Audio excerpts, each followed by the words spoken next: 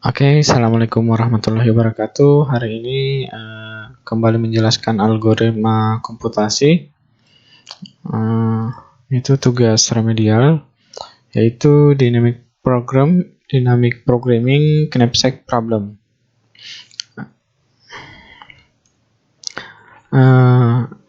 Dynamic programming itu adalah sebuah strategi metode dengan cara mengetahui pola yang ada pada suatu algoritma, lalu mengingat satu value yang sekiranya pernah muncul atau sudah terproses sehingga bisa menyelesaikan sebuah masalah pengumpulan dengan memecahkan ke dalam sub masalah. Jadi memecah-mecah ke dalam sub masalah. Terus knapsack problem adalah masalah penempatan item atau barang ke dalam suatu tempat, biasa disebut knapsack, yang mempunyai kapasitas tertentu di mana setiap item memiliki berat dan nilai sehingga total berat dari item-item yang ditempatkan tidak melebihi kapasitas knapsack dan nilai yang didapatkan itu maksimum. Kembali ke memoization. Jadi metode yang digunakan agar angka yang sudah pernah dieksekusi agar tidak terulang lagi. Memoization berbeda dengan memorization. Memorization adalah mengingat, namun memoization adalah mengecek apakah pernah terhitung atau tidak.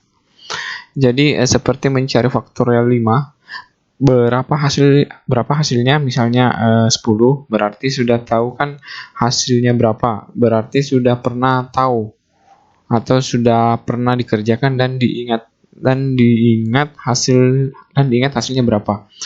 Itu namanya memorization. Sedangkan memoization yaitu dikerjakan satu-satu secara bertahap baru diketahui hasilnya. Jadi memoization itu tidak tahu dan tidak mengingat begitu karena dia mengerjakan dari tahap awal dari faktorial 1, faktorial 2, faktorial 3 dan seterusnya. Jadi dia tidak memoization itu tidak mengingat, dia hanya mengerjakan, sedangkan memorization itu mengingat langkah-langkahnya. Terus analogi dynamic programming, di sini contohnya 1 tambah 1 tambah 1 itu sama dengan 4. Nah, ini konsepnya memorization, sedangkan memoization itu tidak tahu hasil akhirnya 1 tambah 1. Jika ditambahkan plus 1 maka hanya perlu melakukan proses. Jadi di sini dia hanya perlu melakukan proses dari 4 itu. Dari 4 ini ditambahkan lagi 1, tidak perlu lagi melakukan proses dari awal karena sudah melakukan proses perhitungan dari awal, yaitu 1 tambah 1 dan seterusnya. Itu yang dikatakan memorization.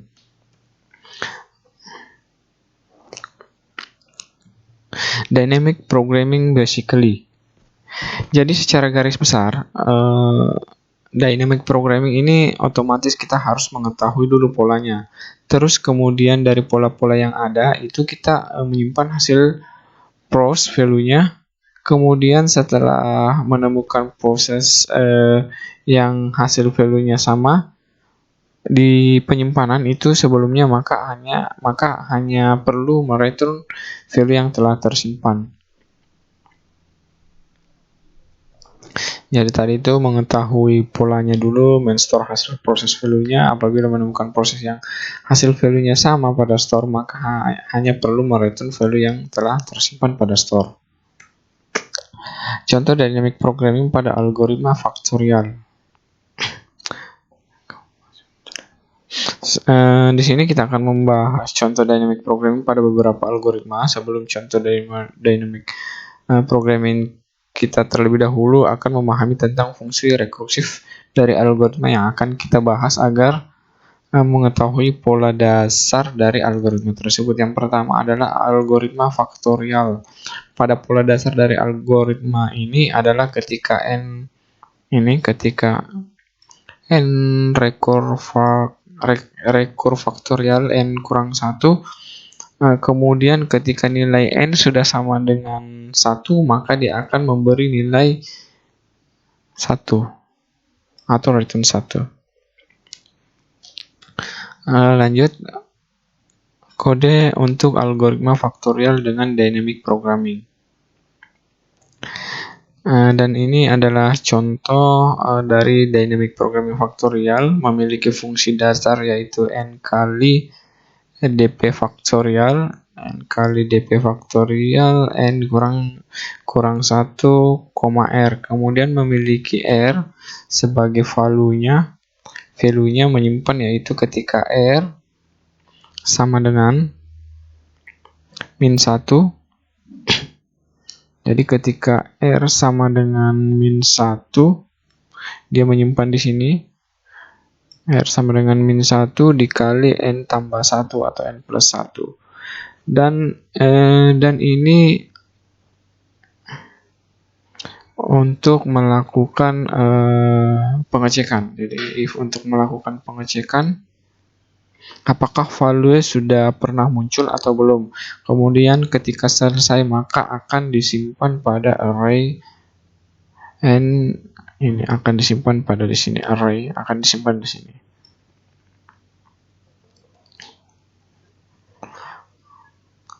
Kemudian contoh berikutnya adalah algoritma knapsack rekursif dengan variable w.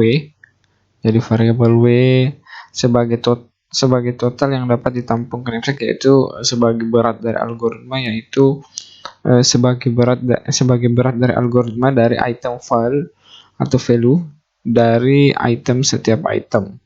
Algoritma ini mereturn max, jadi mereturn max ini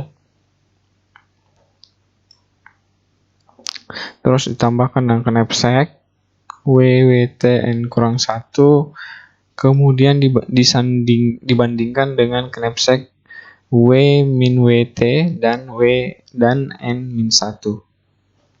Seperti itu.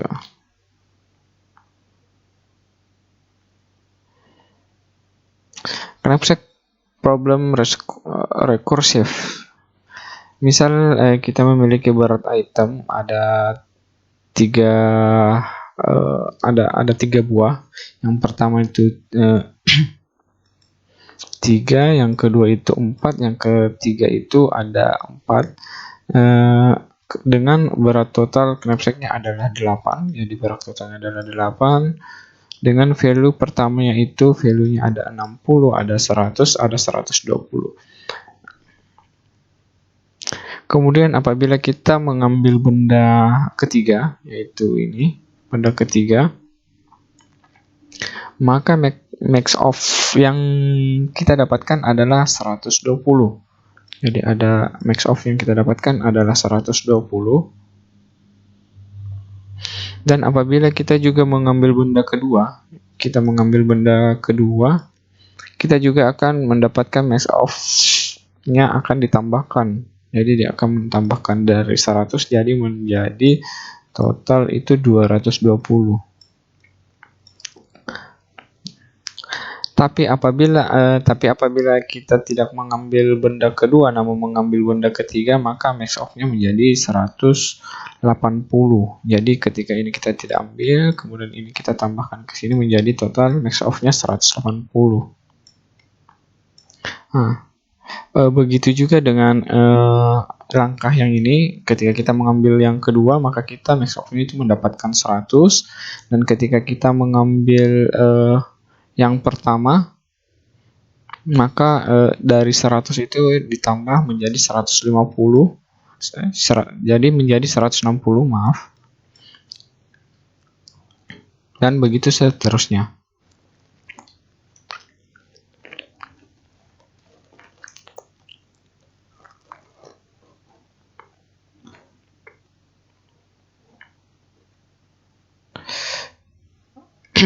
Pohon rekursif knapsack.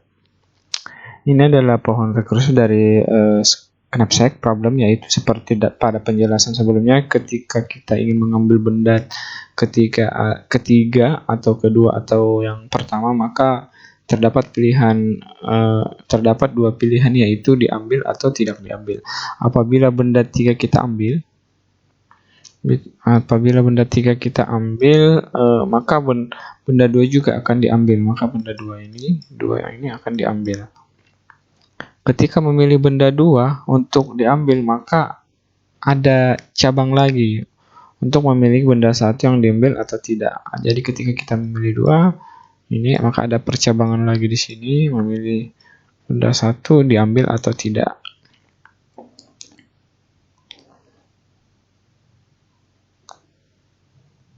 Apabila tidak mengambil benda ketiga, maka pilihannya kita akan mengambil benda kedua. Benda kedua dan terdapat cabang lagi yang akan kita akan memilih mengambil benda 1 atau tidak. Jadi mengambil benda 1 atau tidak. Jadi hanya terdapat 2 pilihan, yaitu diambil atau tidak diambil, sehingga time complexity-nya itu adalah big O 2 pangkat N. Kenapa 2 pangkat N? Karena setiap cabang dia akan memiliki 2 cabang lagi atau 2 pilihan lagi. Itulah kenapa dikatakan complexity big O 2 pangkat N. Jadi itu penjelasan saya tadi mengenai pohon rekursif Knapsack. Jadi sekian untuk persentase saya hari ini. Saya ucapkan terima kasih dan assalamualaikum warahmatullahi wabarakatuh.